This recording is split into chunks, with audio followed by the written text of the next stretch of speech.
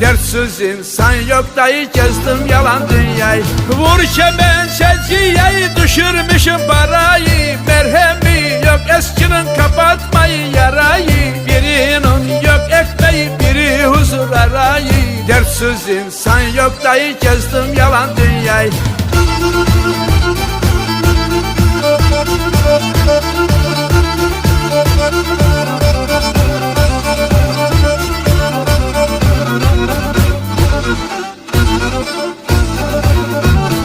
Dermanı bulmak için servetini harcayı. Dert geldi mi insana zengin fakir bakmayı.